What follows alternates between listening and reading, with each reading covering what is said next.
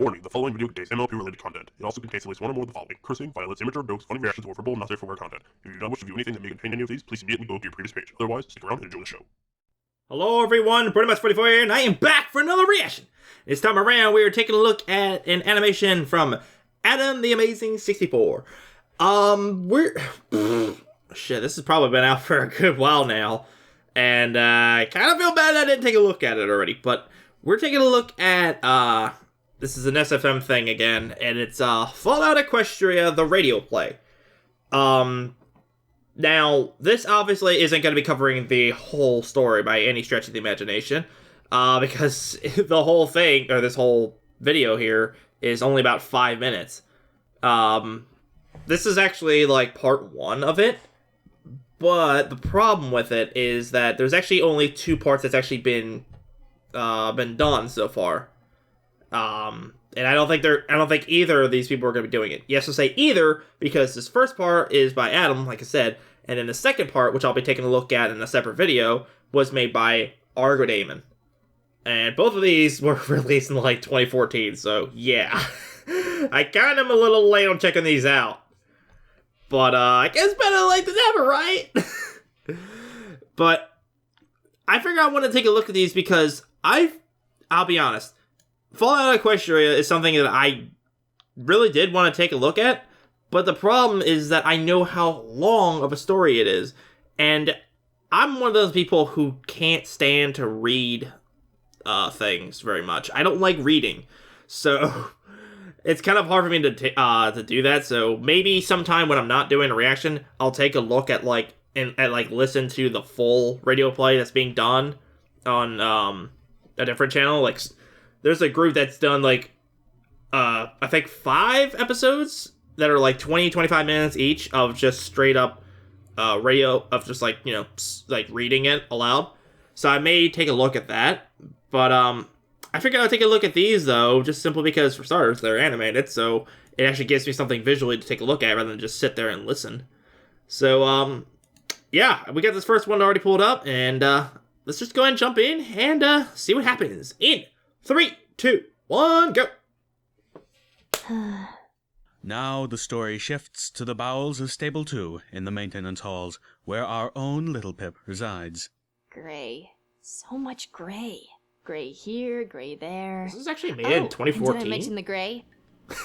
This wall needs a mural. It's actually moving around pretty smoothly, As she considering slams how her old head it on the is. workbench in her frustration, another pony steps in, unbeknownst to Little Pip. I believe, Oh dear. Is it really that bad? is this Velvet Memory?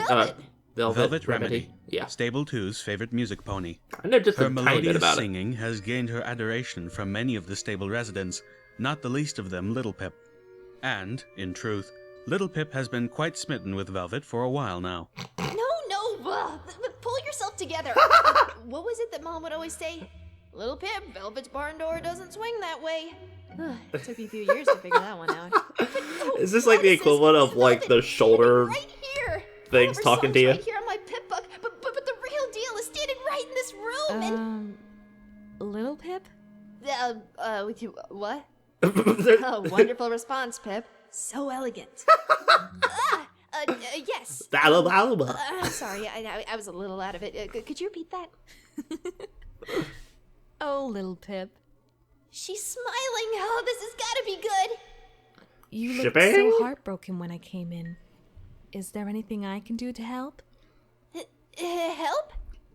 Velvet Remedy offered to Look at her help freaking list. She's like, me. "Brrr." Yes! Wait, no. Velvet Remedy must have some reason to be down here. Some Pip-Buck reason. Nah. It's not like she'd go wandering around maintenance after all. Not to Nah, she's mention totally my into you. boss is asleep Right? on That's the job. totally what it is, right? Again. Oh, no. Oh. It was nothing. Are you certain? I do hate to see you unhappy. Oh, no, really, it was nothing. So, how may I be of assistance? I'll be honest, this is actually a lot Well, better there is done than I one was thing. expecting it to be. And what's that? My Pip-Buck.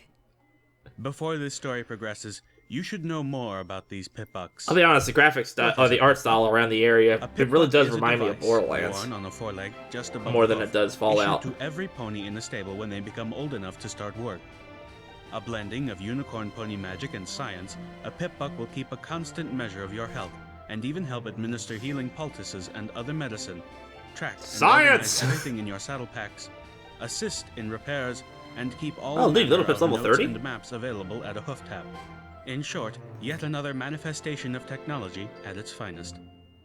Neat. I do hate to be a bother, but my Pip-Buck has begun to shave a bit. Could you replace the padding? Oh, absolutely! I'll have it done quick! Oh, no, that's all right. Take your time. I'm going to put some salve on this leg back in my room and rest up for the afternoon. Oh, that's right. Your performance tomorrow, right? Performance? That's right. You sound so wonderful on stage. I heard you on the radio just now. Oh, so you heard already 1 year. I do love that song. I really like it too. Oh, thanks. Little Pip is totally into Anyway, you. I'll have this back to you by this time tomorrow. You won't be disappointed, I promise. Thank you. This means more to me than you can imagine. Oh, and Little Pip, Yes? you have quite the cute blush. Has anyone told you that? Shipping! Barn door, Pip, barn door. And with that, Little Pip turned back I like to the her little workbench, Pip a that good comes deal out of Little happier Pip's than she had ear been to before know her to speaking like to Velvet. talk to herself. It's actually kind of cool. Ah, damn it! It's over already. Oh. Oh, no acting did a Little Pip. Really? Wow. I actually like the voices for these two characters. I thought they were actually pretty cool. Like I said, I don't really know very much about the Fallout Equestria thing, but given like their appearance and stuff, I felt like both of their voices were actually kind of fitting. So, nice job. Hopefully these are the same two voices that are going to be in the second one when I take a look at that later. It's kind of funny because Adam, like in the description of this video, like Adam is saying like, not only did Argo do like, he says that Argo did like a lot better than him, and that Adam is not really particularly as proud about this video nowadays as he, you know, I guess he was when he first made it. But I'm still taking a look at this in early 2016, and I still liked it. I thought that was pretty cool. I'll be honest, like, the fact that it was something that was done in 2014, I was thinking that, okay, it might be something where, you know, there may be some errors here and there with, like, how the movements are done and stuff, but it was actually a lot smoother looking than I was expecting it to be, so...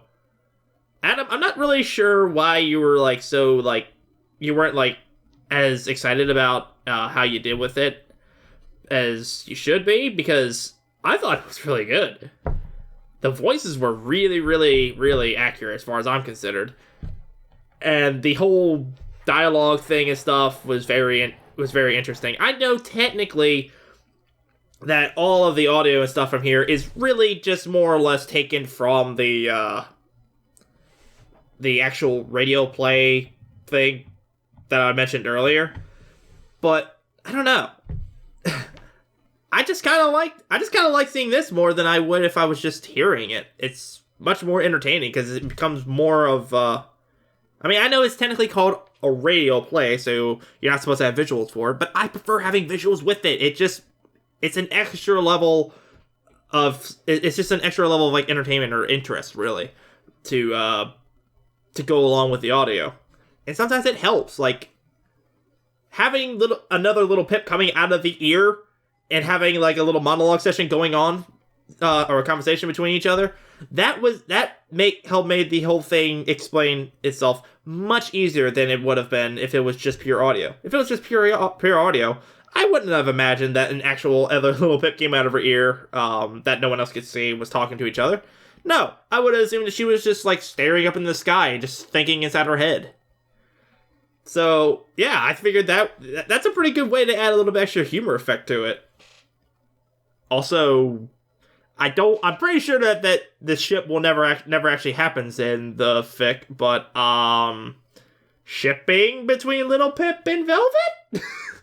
I don't, as far as I remember, from like the little snippets I've heard here and there from it, I'm pretty sure that I've heard that ship doesn't actually happen, which is very unfortunate because it was actually kind of cool how this was being done.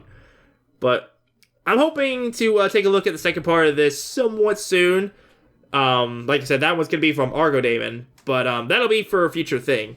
For now, though, I think that is going to be it for my take on this episode, everybody. Adam, despite what you may think, I think you actually did a pretty damn good job on this. If you thought that you didn't do as well as you could have, alright, but personally, I enjoyed it. I really did. But, yeah, like I said, that's going to be it for my take on this. And, so, if you enjoyed this video, at least after much as I did, then leave a like down below. And if you have not done so already, because why would you not, then, you can click up here in order to subscribe. And that'll stay up to date on any content I make in the near future, because I intend to update this stuff fairly frequently, and perhaps you don't want to miss out. So, without further ado, this is Brony 44 saying, see you guys later.